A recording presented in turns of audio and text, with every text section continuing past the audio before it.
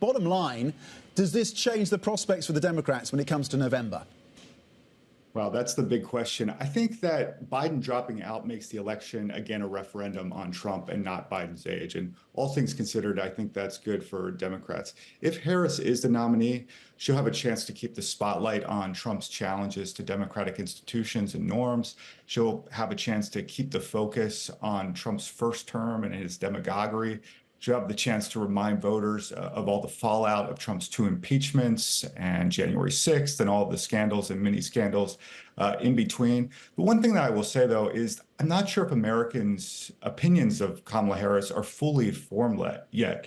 She's sort of been relegated to a set of low priority portfolio of issues. That's changed a little bit with her work on abortion after the Dobbs decision. But, I think that she has a chance to make sort of a second first impression, so to speak, especially as we head into the convention.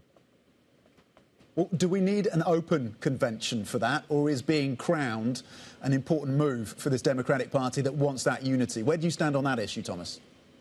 Well, I think with Biden endorsing Harris, Harris is the presumptive nominee. Party elites will say that there will be an orderly, transparent process to find a successor, but I suspect that the convention will be a coronation. I think even if Biden hadn't endorsed her, it would have been hard for another candidate to challenge Harris. Not only is she Biden's vice president, but she's also the first woman of color to hold that position. We've already seen some other names like Pennsylvania's Josh Shapiro and California's Gavin Newsom endorse Harris. One interesting wrinkle is that former Senator Joe Manchin has said that he might consider coming into the race. I know that there's been talk about kind of a mini primary between now and the convention, but I really don't think that happens. I do think that one concern with the perception that this is a coronation is that Harris's support looks like it's coming from the top down by Democratic elites, whereas Trump's support looks like it's coming from the bottom up by the Republican base. OK, that's interesting. Well, flipping over to the Republican camp, do you think that Trump will now be regretting perhaps choosing J.D. Vance as his running mate now that he's no longer running against Joe Biden?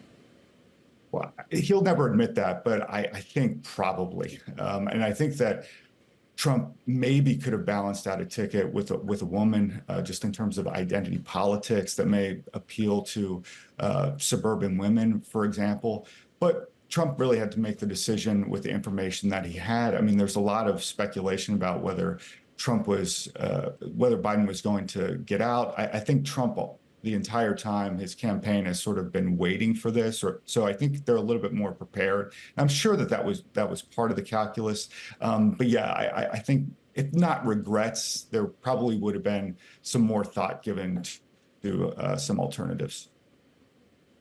And for the Democrats, then, who would be a smart pick for VP alongside Kamala Harris if she is running against Trump?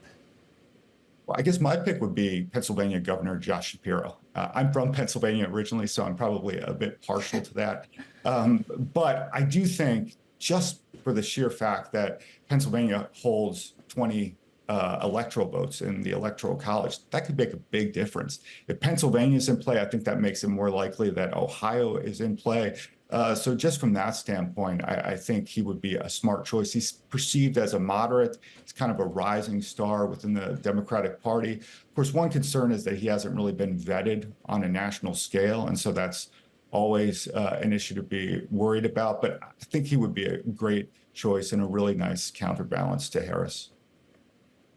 Well, Thomas, personal bias aside on the Pennsylvania, because to be fair, President Trump has a pretty decent following in Pennsylvania. In fact, if you look at the polling, the gap in polling is the largest versus any other swing state. Would a Josh Shapiro as a VP narrow that gap, even close it altogether? Is that enough to undermine his advantage there? I'm not sure if it would be enough to undermine Trump's advantage. You rightly point out that it is sizable. It's not even within the margin of error right now. But we have seen historically in the past that vice presidents can make a difference on the margins, particularly in states from which they hail. Pennsylvania Governor Josh Shapiro is really popular in the state. I can just say from firsthand experience and just looking at some of the polls, approval ratings upwards of 60%. So I think that at the very least, the fact that Pennsylvania could be in play, it would cause Trump to need to devote resources to Pennsylvania, even if he can still win it. And that would divert resources away from other swing states where he needs to win. Well, I want to bring it right back to President Trump and follow up on Lizzie's question here. He's been making a concerted effort, it feels like, even within his own party, despite picking J.D. Vance as his number two, to kind of push back against the more MAGA, the more Project 2025 agenda, despite some of his former members of his administration helping create the very policy from the Heritage Foundation. How successful is that move? Is he able to broaden out to the Nikki Haley's, the Mike Pence's, the more conservative Republicans of his party? I'm going to throw Mitt Romney in there as well. Yeah, no, I think Trump is so confident in his ability to resonate with his base. He doesn't even feel a need anymore to kowtow to pure MAGA voters. And I think you rightly point out with Project 2025, he says, I haven't really heard about it. I don't know what it is. It's a bunch of extreme policies. That's really notable. I do think that there are some elements of MAGA that have sort of radicalized beyond even where Trump is. And going into a general election, Trump kind of wants to position himself more as a centrist. I mean, he certainly doubles down on the base, and that's his priority. But I don't think that he wants to be tagged, especially with some of the proposals in Project 2025 related to abortion, because he realizes that that's an Achilles heel. I think that Trump is pretty pragmatic. And the one thing about Trump this time around is that he seems to be, at least by his standards, running kind of a more disciplined campaign. And I think that this is one example of that. Well, I wonder how much comfort international observers should take from that, Thomas. As I'm sitting here in London, of course, where you're normally based, and particularly thinking about the conflict in Ukraine and the response from European leaders, and, of course, the question marks about NATO, how should all of those factors be viewed in light of a potential Harris-Trump runoff in November?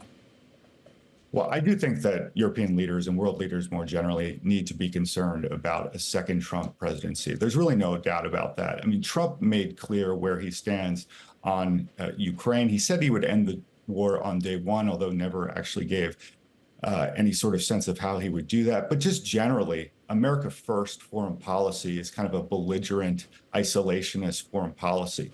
Trump attacked world leaders. He pilloried the international organizations like NATO. He said that he would allow Putin to essentially do whatever the heck he wanted in Eastern Europe. I think you have to take Trump at his word, because during his first term, he was really skeptical of international collaboration. And I think it's fair to say that he has cozied up to some dictators. So if you're a world leader in Europe, I think you're certainly hoping that Kamala Harris is able to pull this out. In terms of foreign policy, before we get to that next president, how much influence can Joe Biden actually have in his final days? We've got Netanyahu, of course, visiting Washington this week.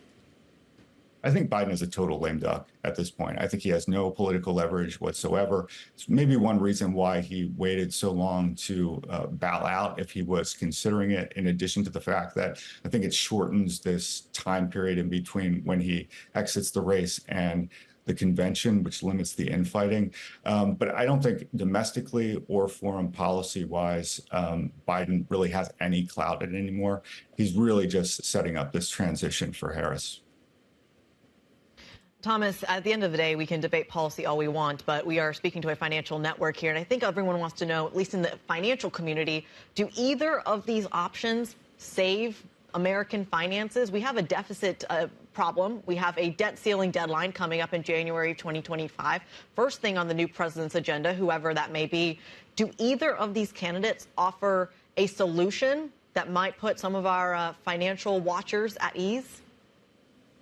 Well, I don't think either of these candidates can be reasonably called a deficit hawk. And I think that we can expect more spending, more deficit spending under both administrations. You know, Trump has really been championing additional tax cuts, which, of course, he got through during his first term. I think we could probably expect more of that.